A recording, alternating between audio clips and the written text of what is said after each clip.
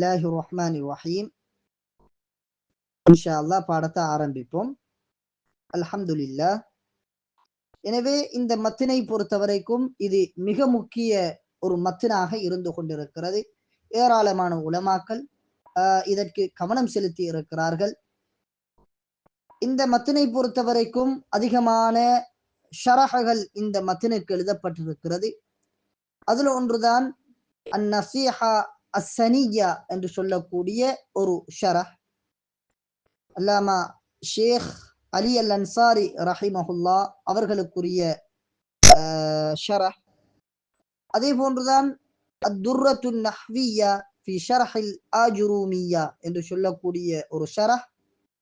மூன்றாவது அத்துஹ்ஃபத்து ஸனிய்யா பி ஷரஹில் முகத்திமத்தில் ஆஜுரூமியா என்று சொல்லக்கூடிய ஷரஹ். அதே போன்று அல் மும்திஉ ஃபி ஷரஹில் ஆஜுரூமியா அல்லாமா அபி அனஸ் மாலிக் பின் சாலிம் ரஹிமஹுல்லா அவர்களுக்குரிய கிதாப். அதே போன்றுதான் ஷரஹுல் கஃப்ராவி, இமாம் அல்லாமா அல் கஃப்ராவி ரஹிமஹுல்லா அவர்களுக்குரிய ஷரஹ். அதே போன்று நாங்க மதரசாக்கள்ல படிக்கக்கூடிய முத்தம்மிமத்துல் ஆஜுரூமி, முத்தம்மிமத்துல் ஆஜுரூமியா அல்லாமா ஹத்தாப் அர்-ருஐனி ரஹிமஹுல்லா அவர்களுக்குரிய கிதாப். இந்த கிதாபை பொறுத்த வரைக்கும் இது முத்தம்மிமாவாக இருந்தாலும் ஒரு பகுதியில பார்த்தால் இது இந்த கிதாபுக்குரிய ஒரு ஷரஹ். ஆஜுரூமியா என்ற இந்த முக்தசருக்குரிய ஒரு ஷரஹ் தான் முத்தம்மிமத்துல் ஆஜுரூமியா. ஏனென்றால் இதிலே வரக்கூடிய மசாயில்கள் எல்லாமே ஆஜுரூமியாவுடைய மசாயில்களை தெளிவுபடுத்தித்தான் அல்லாமா ஹத்தாப் அர்-ருஐனி ரஹிமஹுல்லா அவர்கள் தெளிவுபடுத்துகிறார்கள். எனவே முத்தம்மிமத்துல் ஆஜுரூமியா என்பதும் இந்த மத்தனுடைய ஒரு ஷரஹாக இருந்து கொண்டிருக்கிறது. ஹைர், இன்ஷா அல்லாஹ் இரண்டாவது பகுதிக்கு நாங்க போவோம். இரண்டாவது பகுதி கிஸ்முன் யுதஅல்லக் பில் முஸன்னிஃப்.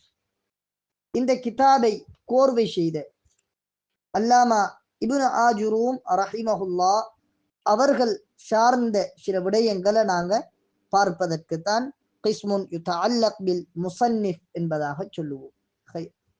அந்த வகையில இந்த கிதாபை கோர்வை செய்த, இந்த மத்தினை கோர்வை செய்த அல்லாமா இப்னு ஆஜுரூம் ரஹிமஹுல்லா அவர்களுடைய பெயரை நாங்கள் பார்ப்போமாக இருந்தால் முஹம்மத் பின் தாவூத் அஸ்ஸின்ஹாஜியு.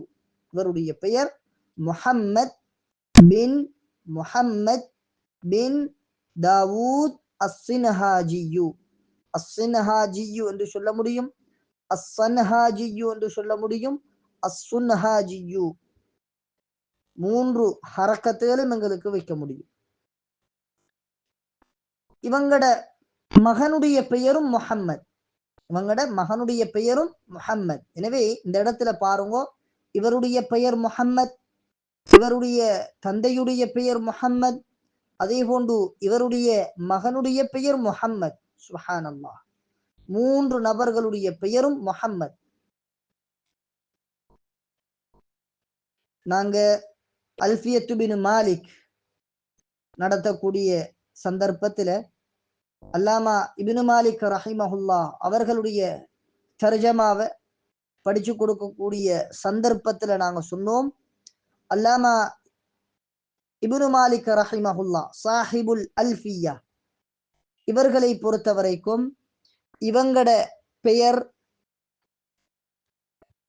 முஹம்மத் பின் மாலிக், முஹம்மத் பின் மாலிக், முஹம்மத் பின் அப்துல்லா பின் மாலிக். இவங்கட பெயர் முஹம்மத் பின் அப்துல்லா பின் மாலிக்.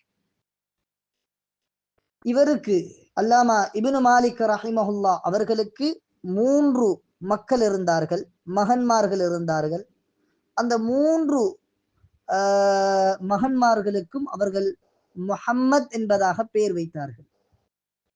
தன்னுடைய பெயரும் முஹம்மத், தன்னுடைய மூன்று பிள்ளைகளுக்கும் முஹம்மத் என்று பெயர் வைத்தார். முதலாவதும் முஹம்மத், இரண்டாவதும் முஹம்மத், மூன்றாவதும் முஹம்மத் என்று பெயர் வைத்தார்.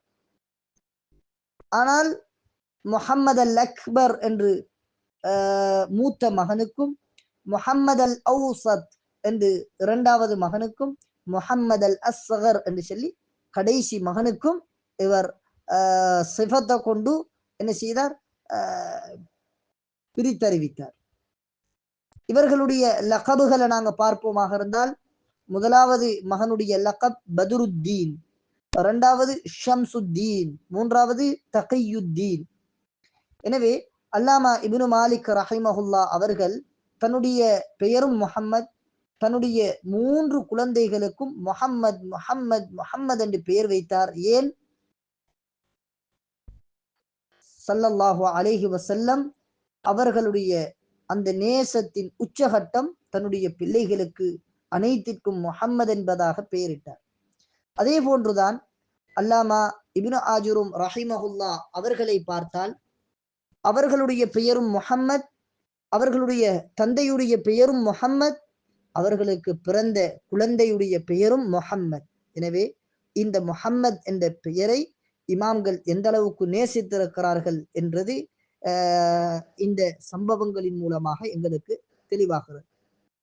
எனவே இவருடைய பெயர் முஹம்மத் பின் தாவூத் அஸ்ஸின்ஹாஜி. இவர் இப்னு ஆஜுரூம் என்ற இந்த லகபை கொண்டு மஷ்ஹூரான அல் மஷ்ஹூர் பிலகபி, இப்னு ஆஜுரூம் என்ற இந்த லகபை கொண்டு மஷ்ஹூரான ஒரு இமாம் தான் அல்லாமா இப்னு ஆஜுரூம் ரஹிமஹுல்லா அவர்கள். ஆஜுரூம் என்ற வார்த்தைக்கு நாங்க பார்த்தோம், இது பர்பரிய மொழியைச் சேர்ந்த வார்த்தை. இதற்கு அல் ஃபகீர் அஸ்ஸூஃபி என்ற கருத்தை தரக்கூடிய வார்த்தை. எனவே இந்த பர்பர் என்ற மொழியை பொறுத்த வரைக்கும் மொரோக்கோவுல மிக அதிகமாக பரவலாக காணப்பட்ட ஒரு மொழியாகத்தான் இந்த மொழி இருந்து கொண்டிருக்கிறது. எனவே அல்லாமா இப்னு ஆஜுரும் ரஹிமஹுல்லா அவர்கள் வஹுவ மின் உலமாஇல் மக்ரிப், மக்ரிபிய உலமாக்களை சேர்ந்த ஒருத்தராக இருக்கிறார்கள். இவரை பொறுத்த வரைக்கும் இவர் இமாமன் ஃபின் நஹ்வி, நஹ்வுல ஒரு இமாமாக அவருடைய காலத்திலே வாழ்ந்தவர்கள் இமாமத்துடைய பட்டத்தை இவருக்கு கொடுத்தார்கள். நஹ்விலே இவரை இமாமாக ஆக்கினார்கள். ஒரு ஜாஹிதாக தன்னுடைய வாழ்வை அமைத்துக் கொண்டார். அதே போன்று எப்படி இவர் நஹ்வுல ஆலிமாக இருந்தாரோ அதே போன்றுதான் ஆலிமும் பில் கராஅத், கராஅத்திலும் ஒரு கலை சார்ந்த ஒருத்தராக இருந்தார். பொதுவாக அதிகமான உலமாக்கள் யாரெல்லாம் இல்மு நஹ்வை கொண்டு பிரபல்யமாக்கப்படுகிறார்களோ அந்த உலமாக்களுடைய வாழ்வை நாங்கள் பார்ப்போமாக இருந்தால், அவர்கள் எவ்வாறு நஹ்விலே அரபு மொழியிலே அவர்கள் பாண்டியத்தியம் பெற்றிருக்கிறார்களோ அதே போன்றுதான் அவர்கள் இல்முல் கராஅத்திலும் பாண்டித்தியம் பெற்றவர்களாக பிரபல்யமாக்கப்பட்டவர்களாக அக்காலம் கருதப்பட்டார்கள். எனவே இமாம் இப்னு ஆஜுரும் ரஹிமஹுல்லா அவர்கள் நஹ்விலே மாத்திரமல்ல, இவர்கள் கராஅத்திலும் ஒரு திறமை வாய்ந்த ஒரு ஆலிமாக கருதப்பட்டார்கள்.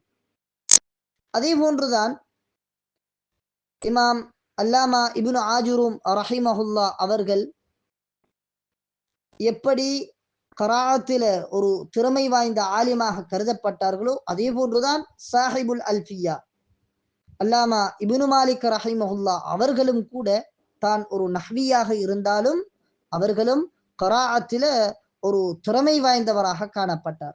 எந்த அளவுக்கு அவருடைய திறமை இருந்தது என்றால், எப்படி நஹ்வுல அல்ஃபியா கோர்வை செய்திருக்கிறாரோ அதே போன்றுதான் கராஅத்திலும் அவருக்கு ஒரு அல்ஃபியா இருந்தது. ஆனால் அது மஷூராக்கப்படவில்லை. எவ்வாறு நஹ்வில அவருடைய அல்ஃபியா பிரபல்யமாக்கப்பட்டதோ அதே போன்று கராஅத்தில் அவருடைய அல்ஃபியா பிரபல்யமாக்கப்படவில்லை. இதுதான் காரணம். ஆனால் அவருக்கு கராஅத்திலும் ஒரு அல்ஃபியா இருந்தது. எனவே அல்லாமா இப்னு ஆஜுரும் ரஹிமஹுல்லா அவர்களை பொறுத்த வரைக்கும் அவர்கள் ஃபாஸ் என்ற ஊரிலே பிறந்தார்கள். மக்ரிபிலே ஃபாஸ் என்ற ஊரிலே பிறந்தார்கள். எப்பொழுது பிறந்தார்கள் என்றால், எந்த ஆண்டிலே இமாம் இப்னு மாலிக் ரஹிமஹுல்லா அவர்கள் மரணித்தார்களோ அதே ஆண்டில் தான் அல்லாமா இப்னு ஆஜுரும் ரஹிமஹுல்லா அவர்களும் பிறந்தார்கள். ஹிஜ்ரி 672 பிறந்தார்கள். அந்த வருடம்தான் அல்லாமா இப்னு மாலிக் ரஹிமஹுல்லா அவர்கள் மரணித்தார்கள். எனவே ஒரு நஹ்வி மரணிக்க இன்னும் ஒரு நஹ்வி உலகத்திலே பிறக்கிறார். இது எங்களுக்கு தெரியும். அல்லாமா அபு ஹனீஃபா ரஹிமஹுல்லா அவர்கள் மரணித்த வருடம் ஹிஜ்ரி 150. இதில்தான் இமாம் ஷாஃபிஈ ரஹிமஹுல்லா அவர்கள் பிறக்கிறார்கள். எனவே இப்படி அதிகமாக இருக்கிறது. ஒரு இமாம் மரணித்த வருடத்திலே இன்னும் ஒரு இமாம் பிறப்பதென்பது இது ஏராளமாக இருக்கிறது.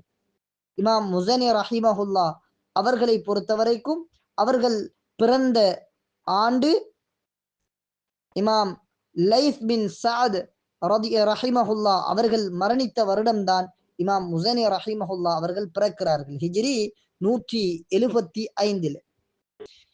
எனவே அல்லாமா இப்னு ஆஜுரும் ரஹிமஹுல்லா அவர்களை பொறுத்தவரைக்கும் அவர்கள் அல்லாமா இப்னு மாலிக் ரஹிமஹுல்லா அவர்களுடன் பேருடைய விடயத்திலே அவர்கள் ஒத்து போகிறார்கள். முதலாவது. இரண்டாவது, அவர்கள் எப்படி நஹ்வுல ஒரு ஆலிமாக இருந்தார்களோ அதே போன்று கராத்திலும் ஆலிமாக இருந்தார்கள். அதே போன்றுதான் அல்லாமா இப்னு ஆஜுரும் ரஹிமஹுல்லா அவர்களும் கராத்தில் ஒரு ஆலிமாக இருக்கிறார்கள். அதே போன்றுதான் அல்லாமா இப்னு மாலிக் ரஹிமஹுல்லா அவர்கள் மரணித்த அதே வருடம்தான் அல்லாமா இப்னு ஆஜுரும் ரஹிமஹுல்லா அவர்களும் இந்த உலகத்திலே தோன்றுகிறார்கள். எனவே இவர்கள் நஹ்விலே ஒரு இமாமாக, அதீபாக, ஒரு இலக்கியவாதியாக இருக்கிறார்கள். தான் பிறந்த ஊராகிய அந்த ஃபாஸ் என்று சொல்லக்கூடிய அந்த ஊரிலேதான் அவர்கள் தன்னுடைய தான் படித்துவிட்டு தன்னுடைய படித்து கொடுத்தல் கற்பித்தல் செயற்பாட்டை அவர்கள் மேற்கொள்கிறார்கள். இந்த அளவுக்கு அவர்கள் கற்பித்தல் துறையில் முக்கியத்துவம் பெற்றவர்களாக இருந்தார்கள் என்றால் தன்னுடைய மரணம் வரும் வரைக்கும் அவர்கள் தத்ரீஸிலே ஈடுபட்டார்கள். சுப்ஹானல்லாஹ். தான் மரணிக்கும் வரைக்கும் தான் பிறந்த ஊரிலே தான் கற்று தான் பிறந்த அதே ஊரிலே தான் கற்றுக் கொடுத்தும் இருந்தார்கள். இதுவரைக்கும் கற்றுக் கொடுத்தார்கள் என்றால் கிதாபுகளிலே எழுதுகிறார்கள், ஹத்தா லாஸமத் தத்ரீஸ இலா அன் மாத், மரணிக்கும் வரைக்கும் அவர்கள் தத்ரீஸை அவர்கள் செய்து கொண்டே இருந்தார்கள். சுப்ஹானல்லாஹ்.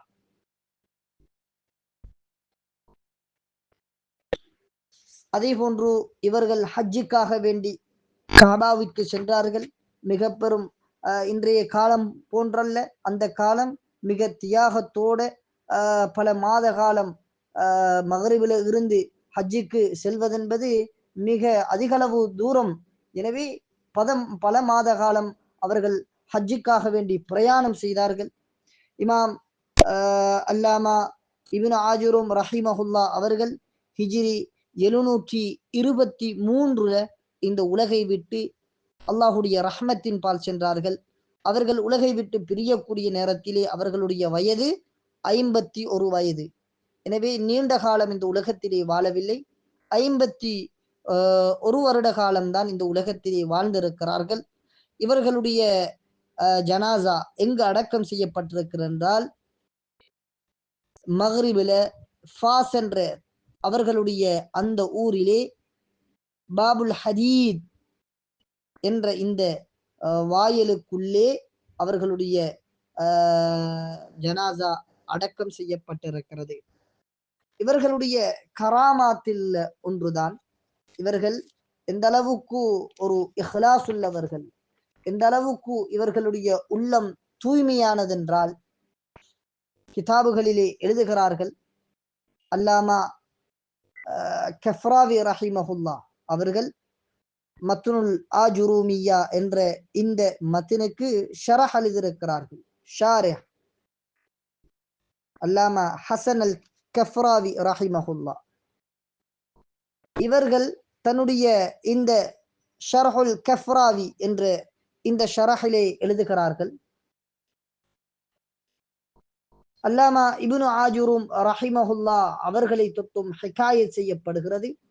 அவங்க இந்த மத்தின எப்பொழுது எழுதினார்கள் என்றால் அவர்கள் ஹஜ்ஜுக்கு சென்ற நேரத்தில் காபாவிற்கு முன்னால அமர்ந்து காபாவுக்கு முன்னிலையில் தான் இந்த மத்தினை அவர்கள் கோர்வை செய்தார்கள்.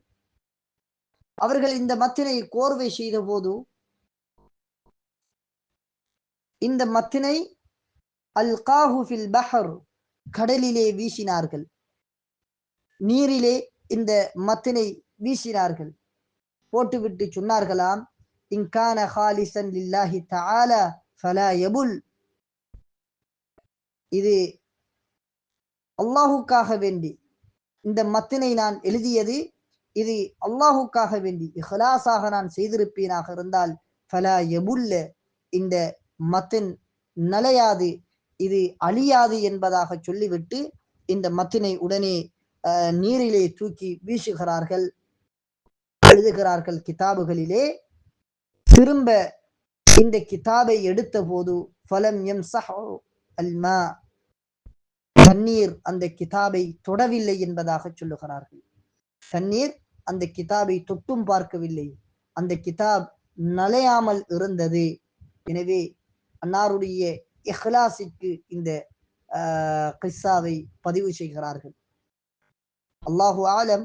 இந்த கராமாத் பொதுவாக வலிமார்களை பொறுத்தவரைக்கும் அவர்களுக்கு கராமத் இருக்கும், எனவே அதனை நாங்கள் ஏற்றுக்கொள்ள வேண்டும்.